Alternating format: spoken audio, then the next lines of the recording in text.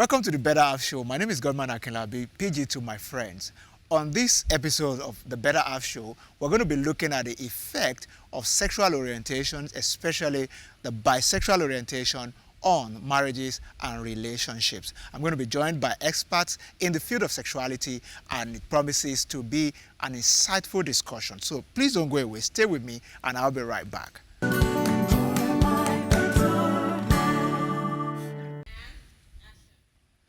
Welcome to the Better Half Show. On this episode, we are discussing bisexuality. So, people find out in a relationship, whether marriage or just dating, that my to-be spouse or spouse is bisexual. How do you react to that kind of situation? What are the root causes? Those are the things we'll be discussing today. And I have on the show with me Praise for Wowe.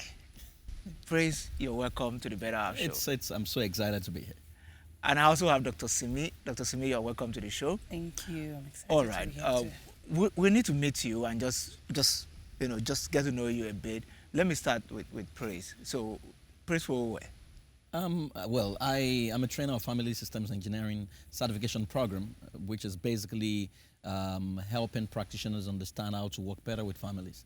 That's what I do. So I work as a family life therapist. Yeah. So as a family life therapist, you deal with people of all kinds of sexual orientation. Oh, yes.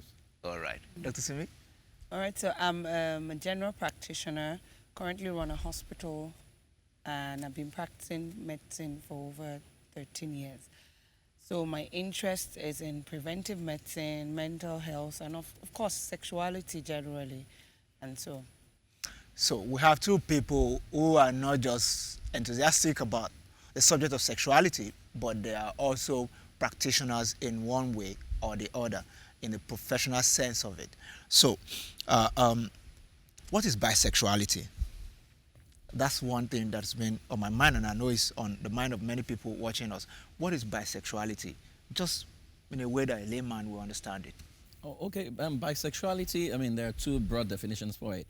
But one is generally accepted is when someone swings in different direction, wherein you have someone who is married to a woman, but is also interested in men's sexuality, same-sex thing, so he does both.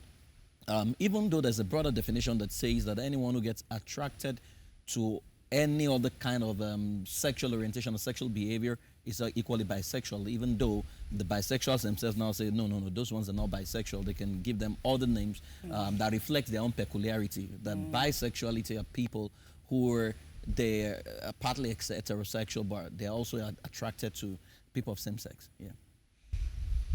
Dr. Simi? So in a layman's term. Yes, and what's the difference between being bisexual and being heterosexual? Okay, so heterosexual means that you're in a relationship with, so giving examples now, man and woman. But bisexual is that you're in with a man, but you're also attracted to. So you're a woman with a man, but you're also attracted to a woman. And then homosexual is? That I am strictly attracted to a woman. Yeah. I'm a woman, I'm attracted to a woman. That's so same sex. I'm a man, I'm attracted to a man. Yes. And bisexual is, I can deal with the two of them. Deal with the two of them, yes. That's all right. So, I went to a boarding school, a boarding house, which is boys only. And when you are in that kind of environment, you get into all kinds of stuff. Ladies also who maybe have attended a girls-only school, you see all kinds of things happen in those places. Would you say some of these things or those early experiences could have been triggers for a bisexual orientation? Well, it plays a significant role, especially in Africa. I mean, from the data we have right now, it's one of the earliest experiences because, of course, there are people who believe it's hormonal. There are people who believe it's genetic. Then there are people who say environmental factors. So we'll classify it as the environmental factor. So when someone gets introduced into something that is maybe outside of the norm, and he does it consistently, it can develop, it's called neuroassociative conditioning professionally, where he now feels, okay, this That's is, normal. I mean, it now comes to accept as his reality. And I'll never forget that in the secondary school, you spend like 6 years in there. So if you have a child who's done that, you know, for 6 years of his life, by the time he gets out, you know, he would have become unconsciously competent at it. Yeah, so Yeah, because that when a plays lady is always around, I mean, the girl is always around other girls. Sometimes they're sleeping off in each other's arms, hugging, and But you know, there's the tendency for them, with females. I think generally it's a norm that they say females are a bit more physically inclined to, you know, touching themselves and being, you know, it's sort of normal, and then you can easily gravitate towards becoming physical with it, as opposed to a guy. I think, you know, supporting what you said is more of the environmental factor. So you could have found yourself in that situation early enough, and you don't have a choice to say, well, this is right or wrong. This is just okay, and then you just move with it. But there's some people that are actually curious about it. yeah, that's where I actually wanted to get to. There's Because there's people also that a concept of bi-curiosity. They just know about it, and Yeah. they want to know. So they probably would never have done it before. You've not accepted that, oh, I am bi. You know, a bisexual person will say, I am bisexual, so I'm swim. But a bi-curious person just, it's an idea. I want to know what it's explore. To explore. So bi-curiosity is not really like a mental state. It's just something that you can just be excessively curious. And so somebody may be a young girl may be thinking, if another girl touch my bum, would I feel anything? yes. Yeah. Or And touch my some genital, would will I feel follow anything? through And that's with how. it. Yes, you Yeah, follow that's by through, curious but- actually. Yeah. Yeah, where Yeah. you're curious to say, hey, I mean, sometimes it starts from the mind to say, well, what would this feel like? You know, and there's a particular personality type that will naturally gravitate towards that. Say, okay, there's no harm in trying this out, and before you know, so that's by curious. But where it now becomes a way of life, and continuous. uncontrollable, yeah, then you can say this person has crossed the line. Even though by curiosity can lead to bisexuality. Yes, definitely. Wow. So by curiosity, and then we take it to trying certain things out, and then before you know it, You are hooked. you are hooked, because you feel like this is the same way I feel. Yeah. If someone of the opposite sex, touched me, and it's the same way I'm feeling right now. So Yeah. maybe this is, and then it can start to become a suggestion to you Yeah. that you're actually bisexual. Yes. Yeah. All right. So, what about the issue of abuse, especially in early childhood? How does that Does it play a role? impede your ability to express your sexuality in the right orientation? Okay, from my practice, and having worked with a lot of people with same-sex orientation, the commonest thing you hear from them is, this is the way I was made, this is the way God created me. But in some bit of therapy, you know, some of them, you know, have flashes that they don't understand, they're not sure it happened, wherein someone touched them. And what we have consistently realized is many of them will say, oh, I'm bisexual, or I'm gay, I'm this. There's been a distortion or this distortion of their sexuality at some point in time in their life. So for example, we've had people that when they were younger, a male adult, you know, fondled with their genitals, and you know, before you know it, by the time they got to you know, preteens and teens, they just have realized that they have opposite sex repels them, and they gravitate towards you know, same. So that's it plays a lot of role. In fact, it's one of the root causes of what is now known as dysfunctional sexuality. Yeah, so that plays a the major role. exposure, Yeah. The exposure before your sexual orientation comes up. It's Okay. very important. The time at which you come in contact with your first exposure to it plays a major and a significant role in what your sexual orientation would eventually turn out to be sometimes, yeah. So when you are exposed before your mind is formed Formed, yeah. about your actual sexual orientation, you can then be tilted in a direction that may actually not be your natural direction. Yeah. And you know, going up that way would definitely make a bisexual. Yeah. It could. Very strong. Yeah. I think it has a strong... Even though some of them will now swing towards, you know, because I mean, while I was working with commercial sex workers as well, I worked with over 300 of them, and I never met one who was not sexually abused as well. So you can actually swing on both ways, where you can become very loose, in quote now, or where you now gravitate. So, okay, opposite sex repels me, I gravitate towards same sex. So Same two effects Correct. of Yes. abuse in boomerang early effect, childhood yeah. could be becoming loose sexually, Yeah. or developing an orientation Yes. that is not natural to you. We'll take a break at this point, and when we come back, we're going to dig deeper into the effect of bisexuality and how the right mindset about it. So don't go away. Stay with me, and we will be right back. Welcome back. It's still the Better Half Show, and we're discussing bisexuality and how it affects our relationships. Now, Praise, have you had situations where, someone that is in therapy with you, or somebody that you know that you're treating, their spouse actually confessed to be a bisexual, and how did that turn out?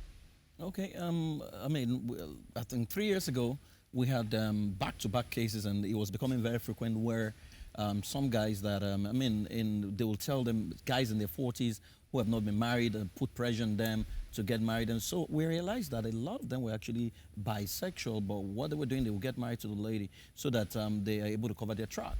So after a while, the ladies begin to complain that, hey, sex is not regular, until they now discover. So are they bisexual or they same sex? And No, then... this one's a bisexual. Oh, so right. they swing on both sides, yeah. And you also have to understand that some of them have a stronger bias for one than the other. So that has shown up consistently, in that particular year. And again, the question you ask, because we are not allowed to tell clients what to do, is to say, what exactly do you want? So where the guy says, I need help, you help through therapy. But where he says, hey, I don't care. If she cannot put up with me, we'll let her go.